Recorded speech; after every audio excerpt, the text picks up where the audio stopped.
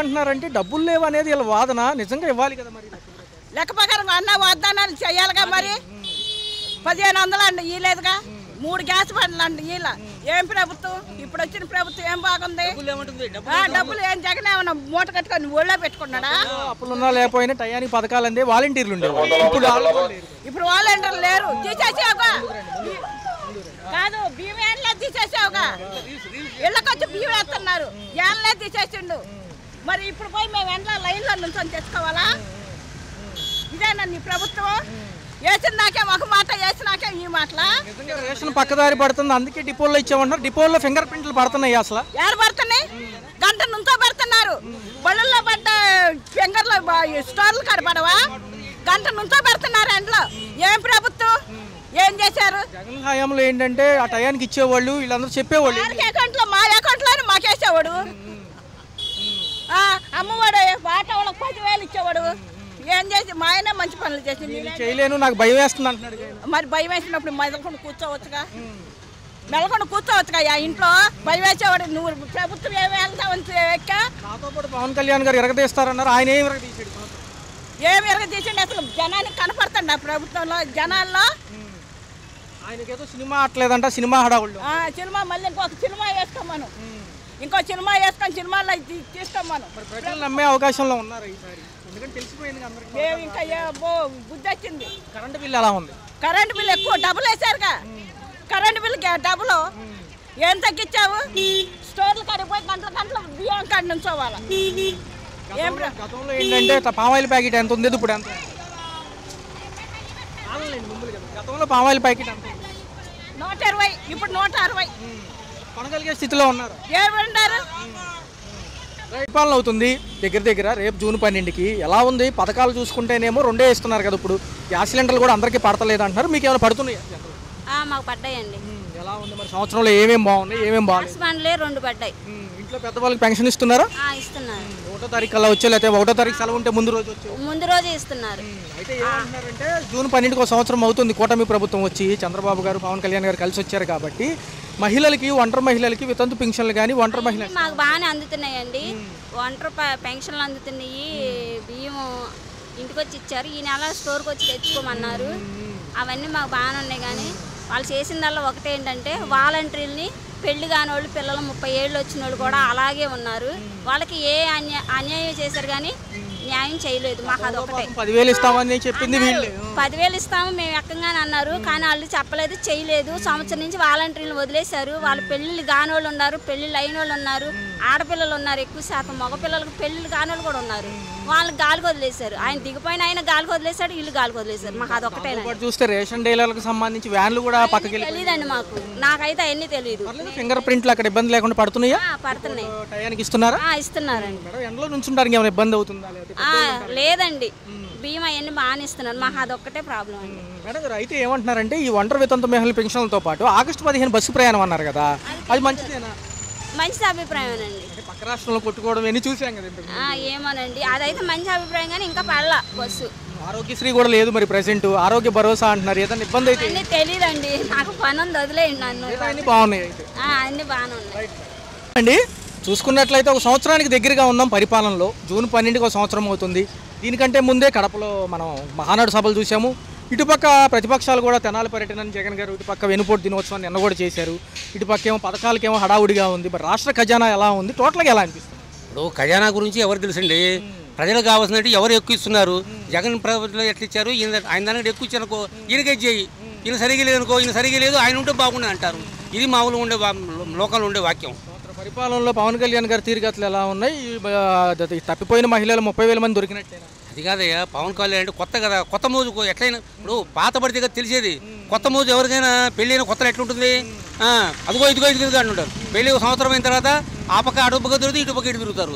అది పవన్ కళ్యాణ్ కొత్త కదా, కొత్త మోజు అది. మరొక అంశం అయితే అమరావతి, పోలవరం. సార్ ఏమంటారు యాజ్ ఏ సీనియర్ గా దీనిపైన? అమరావతి, పోలవరం అంటే ఇంత జగన్ ఉన్నప్పుడు పాడు చేశాడు దాన్ని. అది మరి మనకు ఆంధ్రప్రదేశ్కు ఒక ముఖ్యపట్నం ఉండాలి కదా. పైగా పోలవరం అంటే మంచి పెద్ద ప్రాజెక్టు. దానివల్ల చాలా కొన్ని లక్షల మంది ప్రజలు, రైతులు బాగుపడతారు. కాబట్టి అటువంటిది డెవలప్ చేయాల్సింది. అంటే మరి డెవలప్ చేశానంటారు కానీ దాంట్లో ఏముందో తెలియదు. ఎవరు వచ్చినా అంతకుముందు ఏం తప్పులు చేశారు అవి బయటికి తీయడమే సరిపోతుంది తప్ప ఇప్పుడు ఉంది సరే, అదేదో జరిగిపోయింది అక్కడ చేస్తామని ఉండదు. దీనికంటే ముందు తొయ్యి వాడు ఏమని తీశాడు, వాడు ఎక్కడ పెట్టాడు, ఎక్కడ కాలు పెట్టాడు, ఎక్కడ ఏలు పెట్టాడు, ముందు అది దాని మీదనే ఉంది. కానీ ఎక్కువ శ్రద్ధ పని చేసుకుందామని దీని మీద లేదు. ఈ మాటలు మాత్రం చెబుతారు. అయిపోయింది అదేం, దానికి గంటలు పిలిచాము, 3 గంటలు పిలిచాము, ఈయన చేసాము. ఆఖరి చూసిందంటే వాడు ఇంత బొక్క ఉంది, వీడి ఇంత బొక్క ఉంది, వాడు ఇంత చేశాడు, మొత్తం ఏమి లేదు మా దగ్గర, మొత్తం దులుకొని పోయాడు అంటారు. ఎవరు చేసినా అంతే. జగన్ వచ్చినప్పుడు చంద్రబాబు నాయుడుతో దులిపాడన్నాడు. ఇప్పుడు ఈ జగన్ ఈయన వచ్చిన తర్వాత మన జగన్ దులుపుకొని పోయినా అంటున్నారు. ఇది బస్సు ప్రయాణం మహిళలకి ఎంతవరకు బాగుంటుంది అంటారు? పక్క రాష్ట్రాల్లో ఆల్రెడీ చూసాను, తన్నుకున్నారు, తోసుకున్నారు, కొట్టుకున్నారు. అది కాదయ్యా, ఇప్పుడు ఆడవాళ్ళతో ఎలా ఉంటుందంటే పెడితే కానీ తెలియదు. జుట్టు పట్టుకొని అసలు మగవాళ్ళు అయితే ఒకటి మాట్లాడుకుని నెట్టుకుంటారు. ఆడవాళ్ళు అట్లా కాదు. పైకి అందరూ జడలు ఉంటాయి కదా, జడలు పట్టుకుని పీక్కుంటారు. అప్పుడు తెలుస్తుంది. అది విధానం మరొకసారి పాత విధానానికే మొగ్గు చూపింది ప్రభుత్వం. ఏదైతే డెలివరీ వ్యాన్స్ ఆపేసేసి డిపోల్లో తీసుకోమంటున్నారు, బాగుంటుందా? పక్కదారి పట్టదా అనేది వీళ్ళ వాదన. ఏమయ్యా పక్కదారి పట్టకు అంటే అసలు స్టోర్లోనే పక్కదారి పడుతుంటే రోడ్డు మీద ఏంటి అని నేను వెళ్ళాను స్టోర్కు. డబ్బులు ఇచ్చారు. ఏంటంటే మరి అమ్ముకున్నారు అక్కడే 10 రూపాయలు బియ్యం. మరి ఏం చేసినా కుక్కతోక వంకర, నువ్వు ఎన్నైనా చేయి, ఈ ప్రజలు అవసరం అమ్ముకుంటున్నాడు. ఆ డబ్బులు ఇచ్చే విధానం ఉంటే ఆ డబ్బులకు అప్పుడు పోతుంది. 2029 టార్గెట్గా జగన్ గారు ఒక పరంగా మళ్ళీ జనంలోకి వస్తున్నారు. ప్రభుత్వాలు ఆల్రెడీ సంక్షేమ అభివృద్ధి గురించి చెప్తూనే ఉంటారు ఈ సభల్లో. ఎలా ఉంటుంది సార్ కంపారిజన్? ఎలా ఉంటుంది? పాత ప్రభుత్వాలు ఏమైనా పుంజుకుంటాయా? ఇప్పుడు ఏమి ఉండవయ్యా. చివరి మూమెంట్లో ఏమో ఎక్కువ ఏదో ఎవడిస్తే వాడి మొదలు వెళ్తారు జనాలు అంతే. ఇప్పుడు ఊరికి వెళ్ళి తిరగడమే. ఏదంటే మర్చిపోకుండా ఉన్నాడు జగన్ ఉన్నాడని తెలుసుకోవడానికి మాత్రం తప్ప వీళ్ళ ప్రపంచంలో జగన్ ఏమి ఆగడు. తల్లికి వందనం జూన్ 12 సార్, ఒంటరి వితంతు మహిళ పెన్షన్లు, దాంతోపాటు ఏంటంటే రైతులకు పెట్టుబడి సాయం. ఒకేసారి ఖజానా మీద భారం పడుతుందా? ఎక్కడ పండిస్తాడా చంద్రబాబు? పండిస్తాడా? చంద్రబాబు మహా ముదురు. ఒకటి పోస్ట్పోన్ చేసుకుంటాడు. ఇప్పుడు అది రాలేదు, ఇది రాలేదు, అది పెండింగ్, ఇది పెండింగ్, ఇట్లా జరుపుకుంటాడు. సంవత్సరం అయిపోయింది. ఇప్పుడు ఏముంది చెప్పులే. ఒక డబ్బులు ఆడవాళ్ళు 1500 ఇచ్చాడా? తర్వాత అది కాదు, ఈ 4000 ఒక్కటే చూపించి మిగతా ఏమి ఇచ్చాడు? అది 100 అంటాడు, ఇది 100, అదిగో బస్సు, ఇదిగో బస్సు, అదిగో బస్సు, ఇదిగో బస్సు. సంవత్సరం అయిపోయింది. మరి అంతే ఉంటుంది. చంద్రబాబు నాయుడు కానీ సామాన్యుడు కాదు. ఆయన బాగా తెలుసు ఎవరికి ఎక్కడ పెట్టాలనో, ఎక్కడ పుల్ల పెట్టాలనో, ఎక్కడ నిప్పు పెట్టాలనో, ఎక్కడ పుల్ల పెట్టాలో బాగా తెలుసు. ఆయన వచ్చి సంవత్సర పాలన అవుతుంది రేపు 12కి. అయితే మొదట పెన్షన్, గ్యాస్ సిలిండర్ డబ్బులు అంటున్నారు, పడుతున్నాయా? పడలేదు, పెన్షన్ వస్తుంది, గ్యాస్ డబ్బులు పడలేదు. ఎందుకని పడలేదండి? ఎందుకని? ఏమో మరి. ఎలా ఉన్నాయి రోడ్లు వ్యవస్థలు, కరెంట్ ఛార్జీలు ఎలా ఉన్నాయి? ఛార్జీలు పెరిగిపోతుంది. గతంలో జగన్మోహన్ రెడ్డి ఇచ్చినప్పుడు ఎలా ఉంది? ఆయన ఉంటే పర్వాలేదు. అప్పుడు అన్నీ అందుకున్నారు. వాలంటీర్లు ఉండేవాళ్ళు, ఇంటికి వచ్చి ఇచ్చేవాళ్ళు కదా అప్పుడు. ఇప్పుడు లేరు కదా. మరి ఇబ్బందిగా ఉందా, మామూలుగా ఉందా? ఇబ్బందిగానే ఉంది. మరి ఏమంటున్నారంటే ఒక పక్క జగన్ గారు కూడా ప్రజల్లోకి వస్తున్నారు. ఈసారి వస్తే కనుక మిగతా అన్ని మళ్ళీ నేనే అమలు చేస్తానంటున్నారు. నమ్ముతున్నారా ఆయన్ని? సరే సరే. మరి ఇప్పుడు పవన్ కళ్యాణ్ గారు కూడా ఉన్నారు కదా, మరి ఆయన కూడా బాగా చేస్తున్నారా? ఎక్కడండి, పింఛన్ మట్టుకి వస్తుంది, గ్యాస్ డబ్బులు పడట్లేదు, కరెంటు బిల్లు పెరిగిపోతుంది. చూసుకున్నట్లయితే మళ్ళీ రేషన్ డిపోలు ఎత్తున్నారు, వ్యాన్లు రావట్లేదు, ఆగిపోయిన. ఇబ్బందిగా ఉందా, కష్టంగా ఉందా? మనకి ఇబ్బందే కదా. ఇప్పుడు ఎక్కడికైనా వెళ్ళి రావాలన్నా రేషన్ పోతుంది. వేలు ముద్రలు కానీ ఈ సర్వర్లు పనిచేస్తున్నాయి వెళ్ళినప్పుడు? మామూలుగా ఫోటోలేనండి. ఓకే, అంటే నొక్కుతారు కదా ఏలు ముద్ర లేదా ఫోటో? ముద్ర పడుతున్నా స్టోర్లో పడుతుంది కానీ మామూలుగా పింఛన్ ఇస్తాడు మాత్రం ఫోటోలు. మళ్ళీ గంటలు వెయిట్ చేయాలి. ఇప్పుడు పోయినసారి అంటే ఇప్పుడు సందు చివరో ఎక్కడో పెట్టేవాళ్ళు, తీసుకునేవాళ్ళు కదా. అది బాగుంది, ఇది బాగుందా? అదే బాగుంది. వ్యానుల డెలివరీ బాగుందంట. బాగుంది. వెళ్ళి లైన్లో నిల్చొని అప్పుడు మహిళలకు డబ్బులు ఇచ్చారు 18 ఏళ్ళు దాటిన వాళ్ళకి. మరి అవన్నీ వచ్చినాయి. మరి వీళ్ళు ఏమంటున్నారంటే 12వ తారీఖు ఒకేసారి ఒంటరి వితంతు మహిళల పెన్షన్లు, దాంతోపాటు ఏమంటున్నారంటే మహిళలకు ఉచిత బస్సు ప్రయాణం వచ్చే ఆగస్టులో 15 నుంచి. ఇటుపక్క చూసుకుంటేనేమో రైతులకు పెట్టుబడి సాయం అంటున్నారు. మరి ఇవన్నీ అవుతాయి అంటారు ఒకసారి. ఇప్పుడు వరకు ఏమి ఇవ్వలేదు అంటున్నారుగా. ఏమో మరి అదైతే తెలియదు కానీ అమ్మఒడి అన్నారు, అమ్మఒడి పడట్లేదు. పిల్లలు చిన్న పిల్లలు ఉన్నారు, మాకేమో మగ దిక్కు లేదు. 2 పిల్లలు మగపిల్లలు 2 లేరు. ఒక ఆయనేమో ఎవరో పనికి తీసుకెళ్లారు, చెప్పలేదు, రాలేదు. పెద్ద ఆయనేమో చనిపోయాడు, 5 సంవత్సరాలు అవుతుంది. చిన్న ఆయన వెళ్ళిపోయి 5 సంవత్సరాలు, పెద్ద ఆయన చనిపోయి 5 సంవత్సరాలు. మరి మాకేం ఆధారం లేదండి. రేషన్ కార్డులు ఉన్నాయా? ఉన్నాయి. కరెక్ట్గా ఇస్తున్నారా? మరి ఏమంటారు టోటల్గా కరెంటు బిల్లు ఎంత వస్తుంది? కరెంటు బిల్లు ఇప్పుడు మినిమం 1200 వస్తుంది. జగన్మోహన్ రెడ్డి గారు ఉన్నప్పుడు అప్పుడు మామూలేండి కరెంటు బిల్లు. పథకాలన్నీ అప్పుడు బాగానే అందుకున్నారు. ఆయన అయితే వెయిట్ చేస్తున్నారు. అయితే ఏమిస్తారు? జగన్ అన్నీ పర్వాలేదు. అండి అయ్యా నమస్కారం. చూసుకున్నట్లయితే సంవత్సర పరిపాలనకు కూటమి ప్రభుత్వం దగ్గరగా ఉంది. ఒక పక్క అభివృద్ధి సంక్షేమం దిశగా వాళ్ళు వెళ్తున్నారు. పాత ప్రభుత్వాలు కూడా జనంలో మయమేకమై మళ్ళీ మేము అభివృద్ధి వైపే వెళ్తామని వాళ్ళు కూడా అంటున్నారు. ఎలా ఉంది టోటల్గా? ఎలా ఉంది పరిపాలన ఇదివరకుతో కంపేర్ చేసినట్టయితే కొంచెం మెరుగ్గానే ఉంది. ఈ 1 సంవత్సరమే కాబట్టి ఇంకా 4 సంవత్సరాలు ఉన్నది కాబట్టి ఈ ప్రభుత్వాన్ని కూడా మనం ఎట్లా ఉంది అనేటువంటిది చెప్పాలి. సామాన్య మానవుడికి అందుబాటులో ఉంది. మధ్యతరగతి వాళ్ళకిను ఉన్నత తరగతి వాళ్ళకి అట్లా ఉంది. ఈ జనాలు రేట్లు పెరిగాయి అంటున్నారు, స్థలాల రేట్లు అవి పెరిగినందువల్ల సామాన్య మానవుడికి ఏం ఉపయోగం ఉండదు. ఈ పరిపాలన ఇప్పుడు అమరావతి క్యాబినెట్ తీసుకెళ్ళి అమరావతి పెట్టారు. అక్కడికి రావటానికి పోవటానికి బస్సు సౌకర్యం అనేటువంటిది చాలా తక్కువగా ఉంటుంది. కాబట్టి ఎవరైనా సామాన్య మానవుడు ఇప్పుడు ఈ పరిపాలన పాత ప్రభుత్వంలో పెట్టినటువంటి ఇది ఉంది కదా, సెక్రటేరియట్ అంటారు వాటిని, అది బాగానే ఉంది. ఎందుకంటే అక్కడికి వెళ్తే సాధ్యమైనంత వరకు చేసుకుంటున్నాం. మరి ఏమైనా కొన్ని సమస్యలు ఉంటే అక్కడికి వెళ్ళాల్సి వస్తుంది. అక్కడికి వెళ్ళిన తర్వాత ఆఫీస్ వాళ్ళు మళ్ళీ 10:30కి ఆఫీసు, మళ్ళీ 4:30-5కి వెళ్ళిపోతున్నారు. మధ్యాహ్నం లంచ్ అంటున్నారు. కాబట్టి అక్కడ ఉద్యోగస్తులు కూడా కొంచెం చూసేటట్టు చేయాలి. ఎప్పుడప్పుడు బస్సు సౌకర్యం ఏర్పాటు చేస్తే బాగుంటుంది, కొంచెం పద్ధతి నుంచి అంతాను. తర్వాత ఇంకోటి అంటే మాకు సత్యనారాయణపురంలో ఉంటాను నేను. సత్యనారాయణపురం నుంచి రైల్వే స్టేషన్ మీదుగా ఆ 3వ నెంబర్ నడిపిస్తే బాగుంటుందని చెప్పి లోకల్గా ఉండే ఆర్టీసీ వాళ్ళు నేను అడుగుతున్నా. ఎందుకంటే 3వ నెంబర్ బస్సు తాలూకా ఆఫీస్ వరకు వెళ్తుంది కానీ అటు రైల్వే స్టేషన్కి వెళ్దాం. అందుకని ఇక్కడి నుంచి రైల్వే స్టేషన్కి వెళ్ళాలని మళ్ళీ ఆచోకు పెట్టుకోవాల్సి వస్తుంది. అట్లా కాకుండా రైల్వే స్టేషన్కి ఈ తాలూకా ఆఫీస్ నుంచి వచ్చేది కొంచెం రైల్వే స్టేషన్ మీదుగా ఇచ్చేటట్టయితే సౌకర్యంగా ఉంటుందన్న అభిప్రాయం. అది చూస్తే చంద్రబాబు నాయుడు గారు ఉన్నారు, పవన్ కళ్యాణ్ గారు ఉన్నారు, లోకేష్ గారు ఉన్నారు. ఎలా ఉంది ముగ్గురు మహానేతలు? రెండో చూసుకుంటే అంతా చాలా అనుభవం ఉంది కదా చంద్రబాబు గారికి. ఆయన పెట్టుబడుల వేటలో ఉన్నారు. ఒక పక్క వీళ్ళు చూసిన మహానాడు సభలో పెట్టారు, ఒక పక్క ఎలా అనిపిస్తుంది? చంద్రబాబు నాయుడు గారిని ఎందుకంటే మెచ్చుకోవాల్సింది. ఎందుకంటే ఆయన పరిపాలనా దక్షత అనేటువంటిది మొదటి నుంచి ఆయనకు అనుభవంలో ఉంది కాబట్టి మెచ్చుకోవాల్సిందే, దాంట్లో తప్పట్లేదు. ఇక పవన్ కళ్యాణ్ గారు అంటారు, ఆయన కూడా కొంచెం వస్తున్నారు. ఇంకా ఈయన కుర్రవాడు కాబట్టి లోకేష్ అనేటువంటిది ఇంకా అనుభవం అనేటువంటి రావాలి. అనుభవం అనేటువంటిది గడించడానికి కొంచెం టైం పడుతుంది. ఈ తర్వాత ఈయన తర్వాత ఈయన అక్కడ కాకుండా అందరికీ పరిపాలనా సౌలభ్యం ఉండేటట్టు అందరికీ ఇవ్వాలి. అంతేగాని ఇప్పుడు మోడీలాగా ఉండాలి. కానీ చంద్రబాబు నాయుడు తర్వాత లోకేష్, లేకపోతే వైఎస్ఆర్ రాజశేఖర రెడ్డి తర్వాత జగన్, ఈ పద్ధతి ఉండకూడదని నేను విజ్ఞప్తి చేస్తున్నా. జగన్ గారు కూడా మొన్న తెనాలి వెళ్ళి పరామర్శించారు. ఆ బాధితుల్ని కాళ్ళ మీద కొట్టారు కదా, పిల్లల్ని ఎవరో కంజాయి సేవించి ఇబ్బందులు పెడుతున్నారు. ఇటుపక్క చూసుకుంటే నిన్న వెనుపోటు దినోత్సవం చూసే ఉంటారు వార్తల్లో కానివ్వండి. ఇవన్నీ వీళ్ళు కూడా కొద్దిగా ఏదేంటంటే సంవత్సర పాలన ఏమీ చేయలేదని వీళ్ళ వాదన. ఎలా ఉంది? వీళ్ళకి కూడా మళ్ళీ ఏదన్నా స్కోప్ ఉంటుందా రేపు పుంజుకుంటారు? ఇక వైఎస్ఆర్సీపీ పుంజుకోవాలంటే వాళ్ళు చేసినటువంటి తప్పులను వాళ్ళు గమనించుకొని ఆ తప్పును సరిదిద్దుకునే ప్రయత్నంలో ఉంటే కానీ రారు. అది ఎంతవరకు సమిష్టిగా కృషి చేసి ఎంతవరకు తప్పులు ఒప్పుకోగలరు అనేటువంటిది వాళ్ళ పార్టీ నేతల మీద ఆధారపడి ఉంటుంది, కార్యకర్తల మీద ఆధారపడి ఉంటుంది. ఉందండి సార్. నమస్కారం సార్. నమస్కారం అండి. చూసుకున్నట్లయితే ఒక 1 ఇయర్ పరిపాలన దగ్గరగా ఉన్నాం. రేపు జూన్ 12 కూటమి ప్రభుత్వం ఏమో సంక్షేమ అభివృద్ధి వైపు ఫోకస్ చేస్తుంది. ఇంకా చేయాల్సిన అంశాలు కూడా 12 ఇస్తామంటుంది, 3 పథకాల దాకా. ఆల్రెడీ పెన్షన్ పెంపు కానివ్వండి, గ్యాస్ సిలిండర్లు ఎలా ఉంది? ఫుల్ ఫ్లెడ్జ్డ్గా ఇంప్లిమెంట్ అవ్వలేదండి పథకాలన్నీ. ఎలా ఉంది సార్? ఇంకేం గమనించారంటే రోడ్ల వ్యవస్థ, కరెంట్ ఛార్జీలు రోడ్లు అయితే బాగున్నాయి, కరెంట్ ఛార్జీలు మళ్ళీ పెరిగినట్టున్నాయి. చూసుకుంటే ఒక పక్కేమో మాజీ ప్రభుత్వాలు ప్రజల్లోకి వెళ్తున్నాయి. వాళ్ళ మీద చూస్తే బెటరే, వాళ్ళ మీద బెటరే ఉంది. అదేంటంటే కొద్దిగా ఇంప్లిమెంట్ అవ్వాలి, ఇంకా పథకాలు ఇంప్లిమెంట్ చేయడంలో కానీ అన్నిట్లో. వెనుపోటు దినోత్సవం అని చెప్పి వాళ్ళు చేశారు. వెన్నుపోటు దినోత్సవం, చచ్చిపోయిన దినోత్సవం అని. మొన్నేమో గంజాయి బ్యాచ్ని పరామర్శించడానికి ఆయన వెళ్ళారు తెనాలి. ఎలా అనిపించింది ఈ అంశాలు? ఇంకా అలా ఏముందండి, దొంగల దగ్గరికి దొంగలే వెళ్తారు అన్నట్టుగా అదే ఉంది. ఆ దగ్గరికి వెళ్ళాల్సిన మాజీ సీఎం వాళ్ళ దగ్గరికి వెళ్ళాల్సిన అవసరం ఉంది. ఈసారి 2027 కల్లా పోలవరం, అమరావతితో పాటు ఈ యొక్క అభివృద్ధి సంక్షేమ పథకాలు కూడా అమల్లోకి వస్తాయి. సో ఖచ్చితంగా ఈసారి తగ్గేది లేదంటున్నారు. కొద్దిగా ఖజానాలో వెసులుబాటు చూసుకుని ముందుకెళ్తా ఉంటుంది కదా ప్రభుత్వం.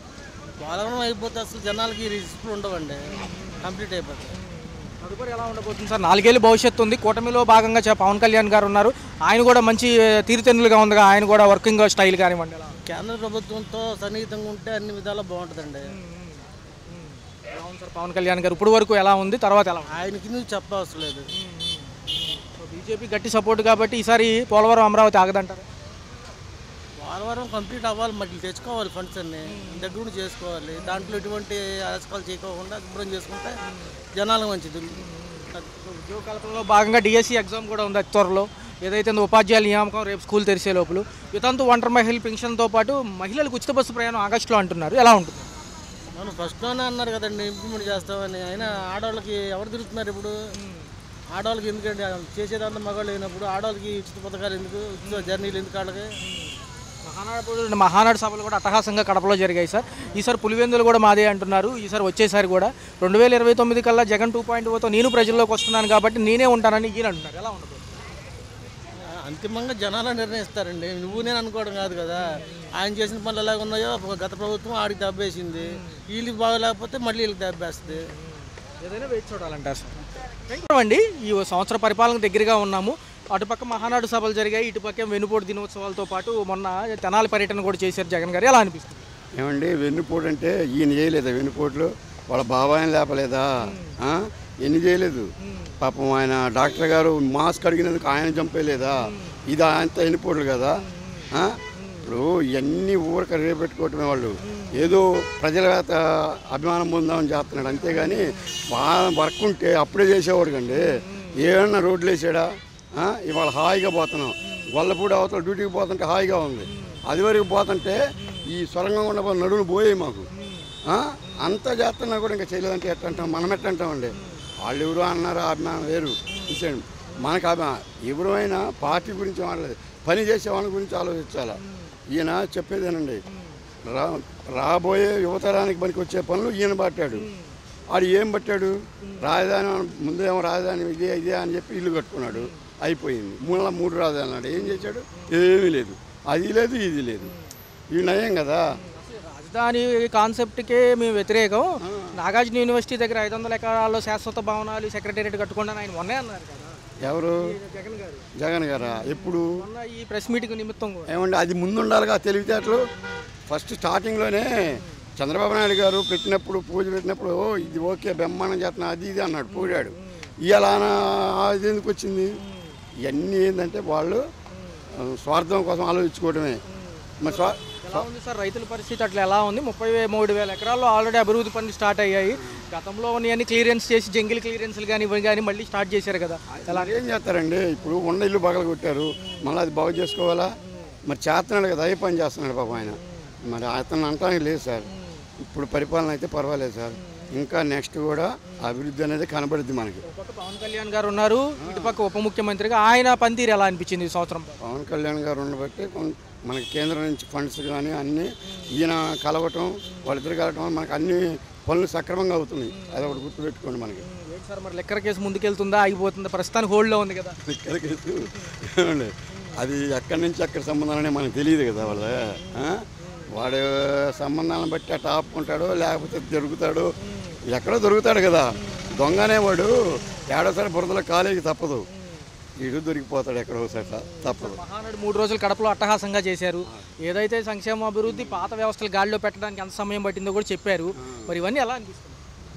పర్వాలేదని చేస్తాడని నమ్మకం ఒకటి ఉంది కదా జనాలకి. అది ఇప్పుడు అప్పుడు అది చేతనా అన్నాడు, ఏముంది చెప్పు.